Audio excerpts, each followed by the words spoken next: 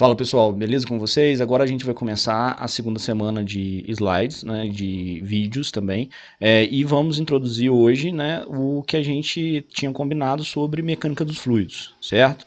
Então, basicamente, a gente viu nos vídeos anteriores as questões sobre o resumo, né, sobre as aletas, né, a gente fez uma revisão e uma introdução, na verdade, uma abordagem sobre desempenho de aletas que é fundamental para que vocês possam desenvolver projetos práticos na engenharia. Então, vocês viram que é importante saber como calcular a eficiência, né, efetividade da aleta de acordo com a sua geometria e com a sua condutividade, né? E para isso você vai conseguir, de acordo com seus recursos, construir aquele material que está mais assim ao encontro do que você quer solucionar de problemas, né?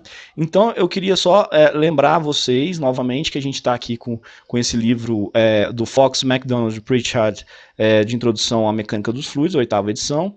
Aí a gente encerrou finalmente a parte de transferência de calor e agora nós vamos começar com a introdução à mecânica dos fluidos, certo? Então, esse livro aqui, eu vou disponibilizar algumas partes, né, conforme a gente já tem feito, né, para vocês poderem acompanhar. E é importante que vocês assistam o vídeo, né, e façam a leitura do material que eu vou postar na sala de aula do Google também. Então, nós vamos começar falando sobre os fluidos, e basicamente a mecânica dos fluidos, né, vocês já devem ter ouvido falar de McFlu, né, em muitas disciplinas que tem aí nas engenharias. Geralmente é uma disciplina separada, né, assim como, e você tem um fenômeno de transporte muito mais focado na transferência de calor, né.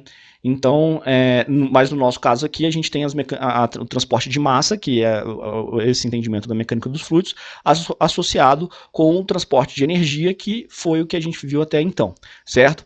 Então, nós vamos estudar como que os fluidos se comportam sob a ação de forças, né, sob a ação de transferência de energia, e como que a gente transporta essa massa de um local para o outro, né, associando, inclusive, com a transferência de calor que a gente já viu até então, né?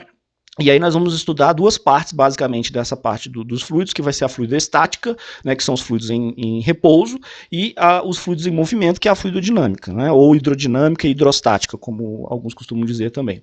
Então, o nosso objetivo geral aqui agora é compreender e analisar qualquer sistema no qual o fluido é produtor de trabalho, ou seja, qualquer sistema no qual o fluido é um meio de transporte de energia, certo?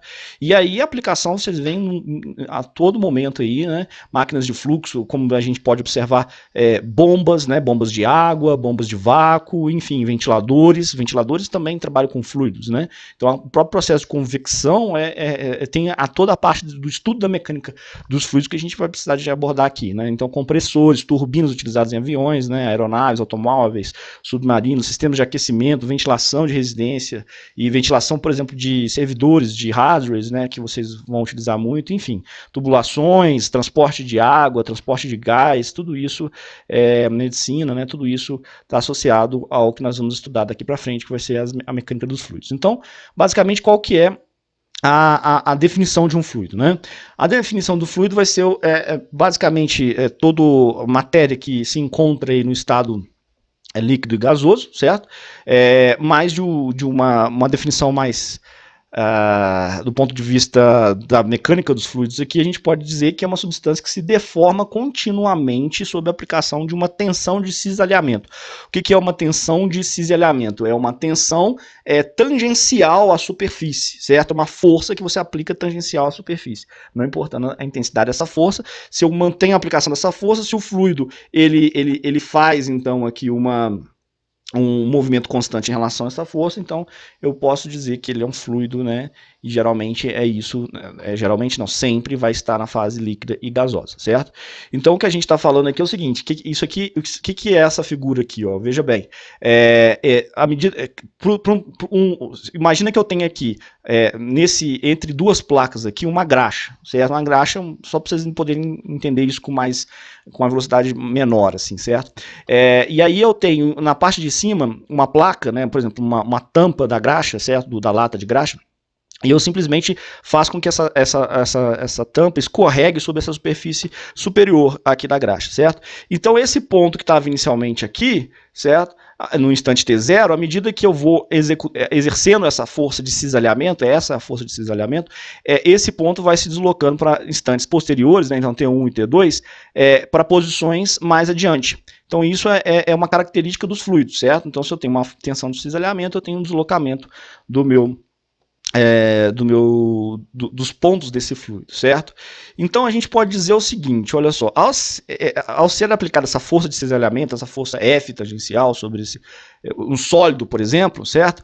Que está fixo aqui entre duas placas, então imagina que na letra A eu estou em repouso aqui, certo? Quando eu aplico essa força, o sólido ou o fluido, eles podem se deslocar, certo?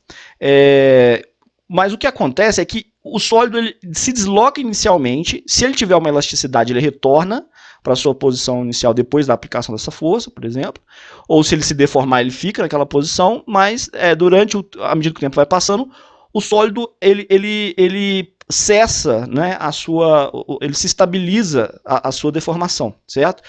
Já no caso do fluido, não. Se eu vou aplicando a força F, à medida que o tempo aqui vai passando, né, como a gente viu aqui na gravura anterior, o fluido vai ficando cada vez mais acompanhando aqui essa força que está sendo aplicada na superfície superior, certo?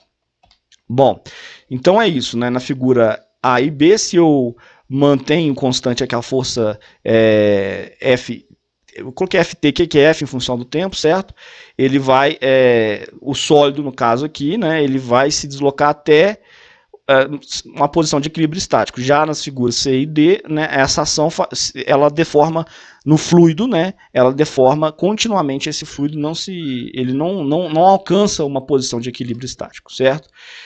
Bom, uma coisa que a gente precisa de entender também é a hipótese do contínuo, né? Então, em todos os fluidos, né, os líquidos e os gases, né, o espaço médio entre as moléculas ele é muito pequeno em relação às dimensões físicas dos problemas que a gente está analisando. Então a gente pode dizer que qualquer fluido pode ser infinitamente dividido, né, em partículas infinitesimais, correto? Bom, e aí?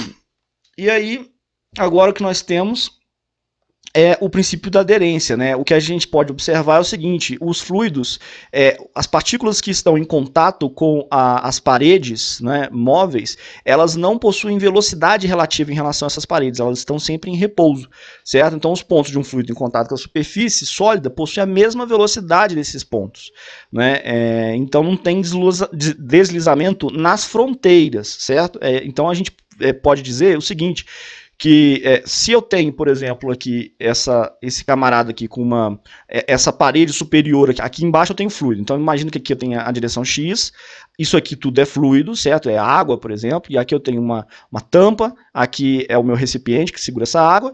Então se essa tampa tem uma força tangencial aqui escorregando sobre essa água, o perfil de velocidade das partículas de água ele é dessa maneira, que o que acontece? Quanto mais próximo aqui da tampa que está se movendo com uma velocidade determinada, maior vai ser a velocidade das moléculas de água. À medida que eu vou me distanciando dessa tampa, essa velocidade vai diminuindo, e nós dizemos que esse perfil aqui me dá exatamente a distribuição de velocidades ao longo dessa camada de fluido devido a essa tensão, a essa velocidade gerada pela superfície superior, certo?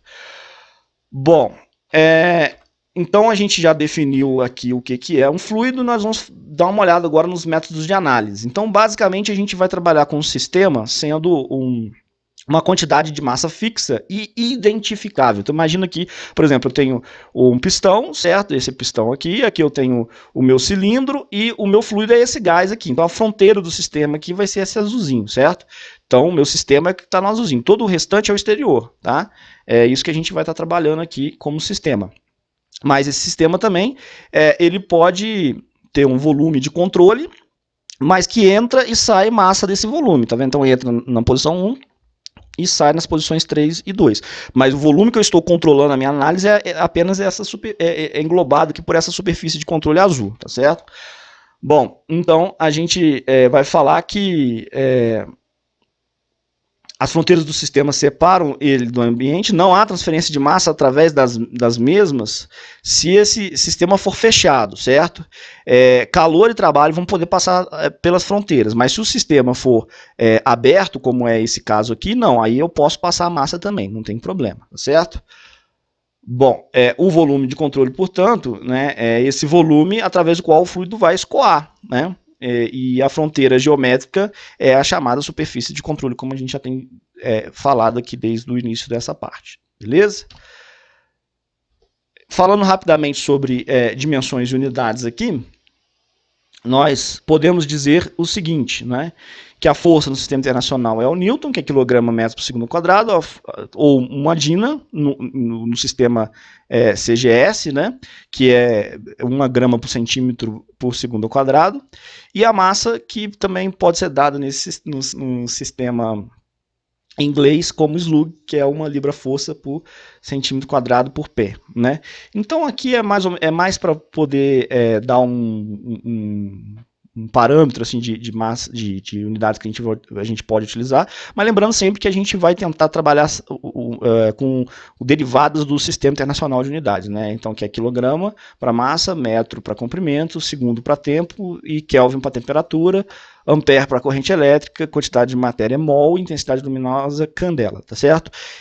Todas essas outras unidades aqui, absoluto, ou CGS, técnico, inglês técnico, isso tudo aqui a gente vai, vocês não precisam saber, mas sempre vai ter que fazer, de cor, né, a conversão, mas a gente vai ter que fazer as conversões quando for necessário utilizar o sistema internacional, certo?